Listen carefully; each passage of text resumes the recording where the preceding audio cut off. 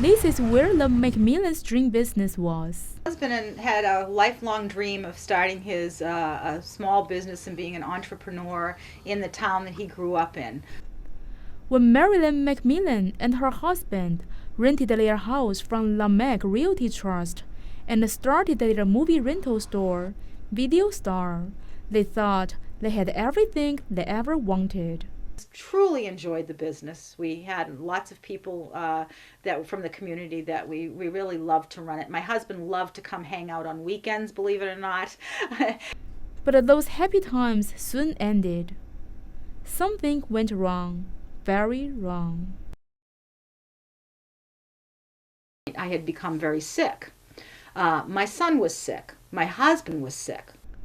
Even Metzi, their dog, was sick. Their biggest complaint, headaches. Advil soon became frequent relief. Macmillan says the whole cabinet of it would disappear in no time. Meanwhile, her medical bills piled up. I didn't know exactly what it was. I thought maybe my age, and maybe I was going to have menopause, and maybe stress.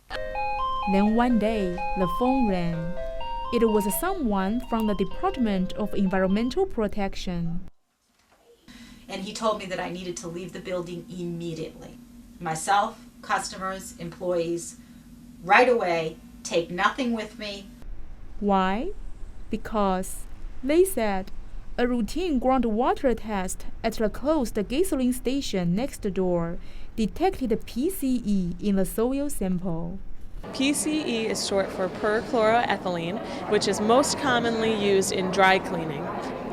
On average, anytime any of us bring our clothes to the dry cleaners, they're most likely using perchloroethylene to clean your clothes. A dry cleaning operation used the house before the Macmillan's business moved in and left the PCE behind. Small amount of PCE are safe. The DEP's regulation is 5 micrograms per cubic meter. But soil samples taken outside the Video Star revealed 400,000 times higher. I came out of the building, shut the door, put the sign on, went home, and was in shock. And called my husband at work and said, "You're just not going to believe this." Overnight, their dream business became a nightmare. Macmillan lost her livelihood. On a recent day, Macmillan went back to the spot of her dream business, where for 2 years she and her family breathed in the toxic vapor every day. Lamech Realty Trust said they had no knowledge about the land's toxic history.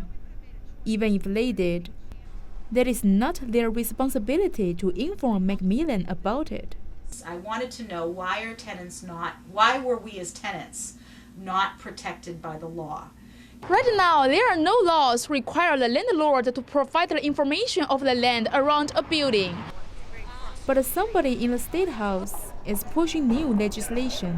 This bill is to require landowners who are leasing or renting their property, if the property has a history of contamination, that they inform the renter.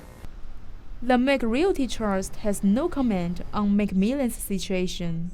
The Macmillans wishes their experience will bring insight to the system which is not working, and Senator Reeser and her colleagues are trying to bring this bill to the governor's office by the end of 2008. To-Wen for BUTV 10 in Ayer.